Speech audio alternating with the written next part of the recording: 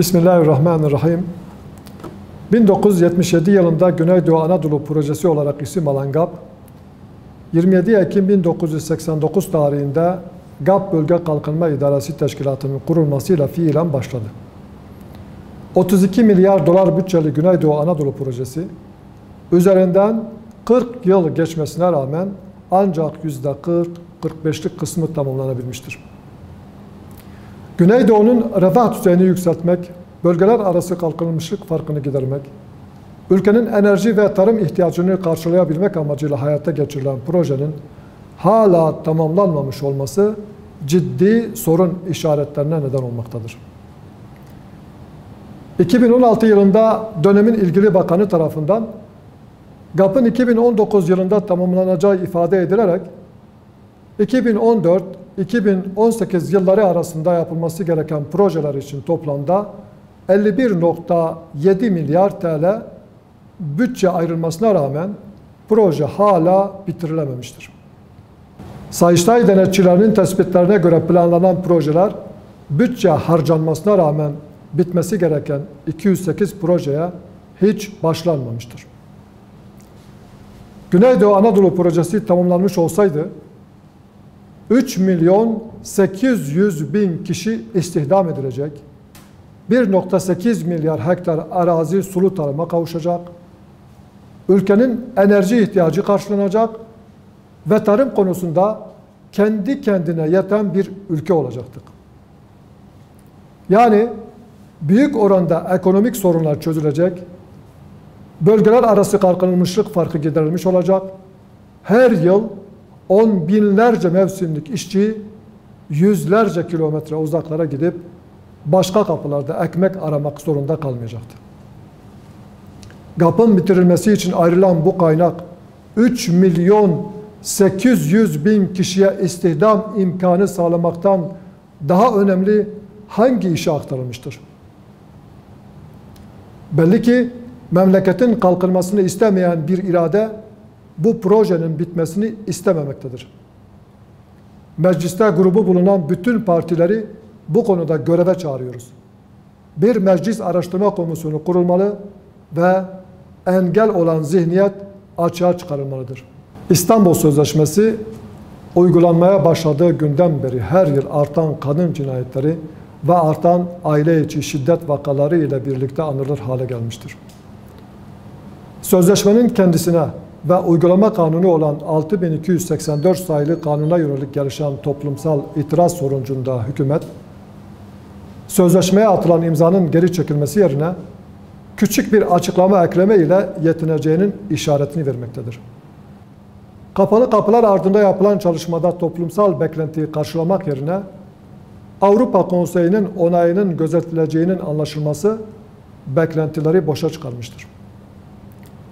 Değişiklik kapsamında sadece cinsel yönelimi içeren 4. maddeyle sınırlı kalması, şiddet üreten mekanizmaya dönüşen 6284 sayılı kanuna dokunulmayacağı anlamına gelmektedir.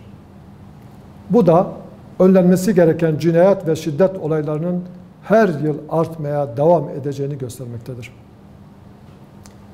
Toplumda yaşanan tahribatı önlemek ve beklentileri karşılamak için kapalı kapılar ardından değil, toplumu en geniş manada temsil eden kurumlar ve konunun uzmanlarıyla birlikte geniş bir platformda daha kapsamlı bir çalışma yapılmalıdır.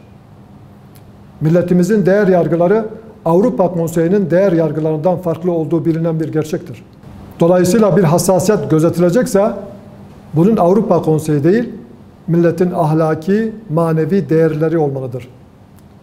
İstanbul Sözleşmesi'nin tamamı masaya yatırılmalı, 6284 sayılı kanun da milletin değerleri doğrultusunda revize edilmelidir. 2020-2021 eğitim öğretim yılı 31 Ağustos itibariyle uzaktan eğitimle başladı. Ancak devam eden süreçte özellikle canlı sınıf üzerinden derslerin yapılamadığı, altyapının tamamlanmadığı ve derslere katılımının çok düşük olduğu görüldü. Canlı sınıf üzerinden ders yapılabilmesi için ülke geneli güçlü bir internet ağına, tablet, bilgisayar ve akıllı telefonlara ihtiyaç vardır. Özellikle kırsal kesim ve dar gelirli ailelerin bu imkanlara sahip olmadığından canlı sınıf sisteminin temel eğitim sistemi olarak kullanılması da mümkün değildir. Devletin bu sistem için gerekli desteği sağlamadığı ortadadır.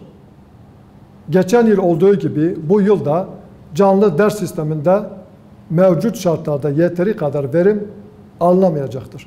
Kalabalık ailelerde çocuğun derse katılımındaki zorluğu ve çalışan ailelerde çocuğun evde yalnız kalması ayrıca sıkıntı oluşturmaktadır. Sınırsız internet ve teknolojik materyaller konusunda devlet gerekli desteği vermelidir.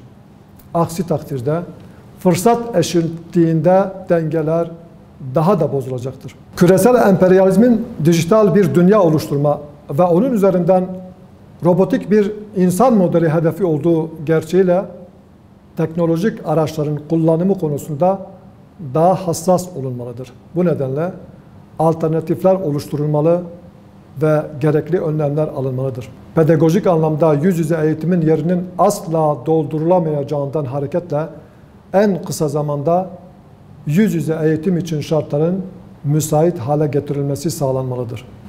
Irak Kürdistan Bölgesi Yönetimi Başkanı Neçirvan Barzani 4 Eylül günü Türkiye'yi ziyaret ederek Cumhurbaşkanı Recep Tayyip Erdoğan ve Dışişleri Bakanı Mevlüt Çavuşoğlu ile görüşmeler gerçekleştirdi. Hüdapar olarak yapılan görüşmeyi iki ülke ilişkileri ve bölge barışı için önemli görüyoruz. Yüzyıllardan beri bu coğrafyada birlikte yaşamış Kürtler ile Türklerin işbirliği yapma, beraber hareket etme dışında seçenekleri yoktur. Bu nedenle iki ülke arasındaki ilişkiler konjektürel olmanın ötesinde yüzyıllardan beri birlikte yaşamış iki halkın adalet ve kardeşlik üzerine inşa edilmesi gereken uzun soluklu bir ittifak şeklinde olmalıdır. Bu ziyaret bir kesim tarafından Kürdistan bayrağı üzerinden tartışılmış ve lince tabi tutulmuştur.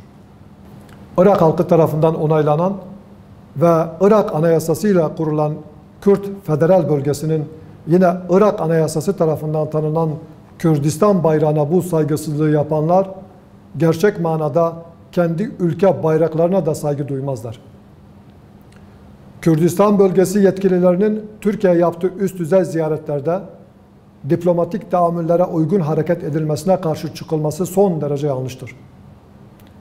Kürt karşıtlığı üzerinden Kürtlerin herhangi bir bölgedeki meşru kazanımlarını bir tehdit olarak görmek hastalıklı bir anlayıştır. Bu değişmediği müddetçe adaletin ikamesi ve güven tesis edilmesi mümkün değildir. Erbil ile Ankara arasındaki ilişkiler güçlendiği oranda Kürt meselesinin çözümüne, bölge barışına ve Türkiye'nin güçlenerek yoluna devam etmesine katkı sunulmuş olacaktır.